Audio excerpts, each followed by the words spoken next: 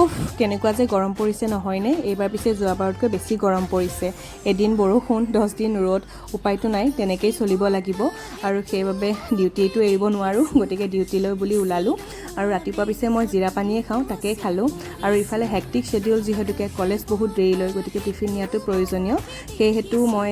fruits হিচাপে আম ল'লোঁ আৰু আনটো বাতিত ল'লোঁ অলপ ভেন্দি ভাজি আৰু ঢেকীয়া বইল মই বেছিভাগ বইল কৰিয়ে খাওঁ আৰু খালে কেতিয়াবা অকণমান তেল দি কণী দি ভাজি খাই ভাল পাওঁ সেইটো সকলোৱে খাই ভাল পায় ইফালে ল'লোঁ ভেজ পোলাও আৰু এয়া হৈছে ডিটক্স ৱাটাৰ মাল্টা 2 পিচ